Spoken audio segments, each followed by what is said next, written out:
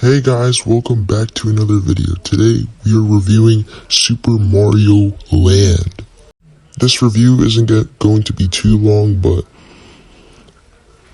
I'm gonna try and make it as long as possible because there isn't too much, there aren't a lot of things in this game. But there are some unique things that are in this game, which we'll talk about in a second. This game is a normal 2D Mario platformer, so there isn't too much to say, but there is a power-up in this game that works pretty differently and really unique, and that is the Fire Flower. Because when you use that in this game, it bounces around when you use it, and I think it's really cool mechanic, and I haven't really seen this in any other Mario game besides this one, which I find really interesting. But the thing is that you can't shoot multiple at the same time. One has to be already used, or one can only be on the screen at one time. So you can't shoot multiple at the same time, which kind of sucks, but it makes sense. So there isn't like thousands of fireballs all over the place.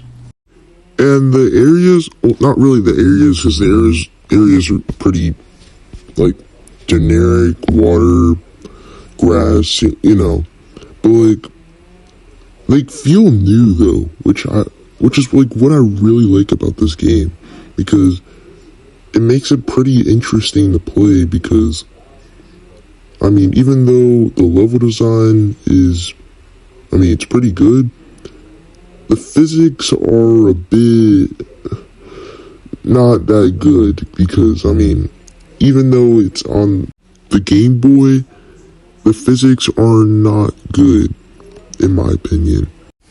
And yeah, the physics are just not good in this game. And I know it's just a Game Boy game, but it's really not fun to play within the levels.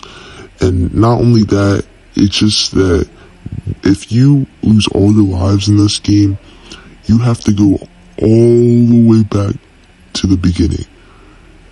And yeah, that's just not good, because since it's an older game, most older games are like this, which kind of sucks.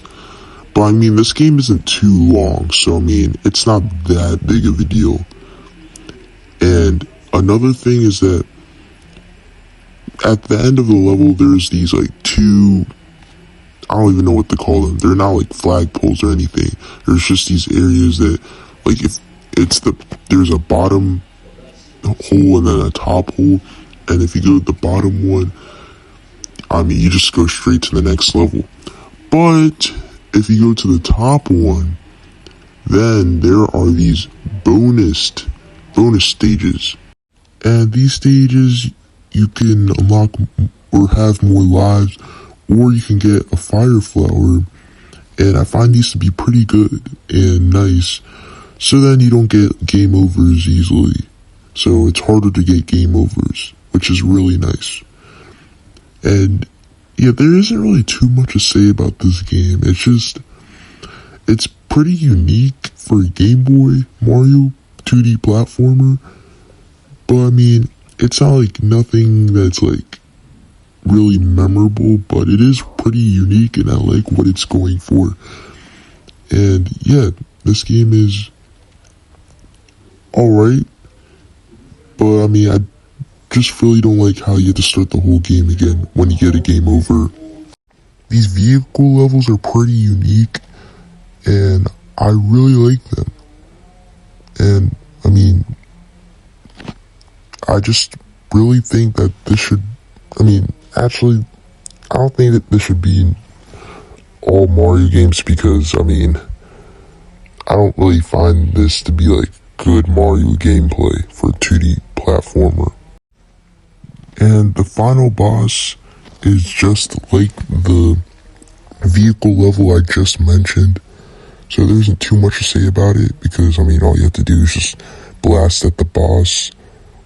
But the difficulty is, it's not really that hard, but it is kind of hard actually. But yeah, they did a good job with it. The design, the idea, it's pretty good. But anyways, that is all for today's video.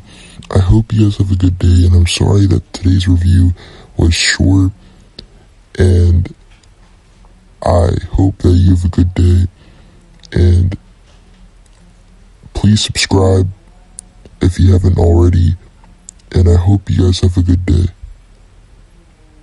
Bye.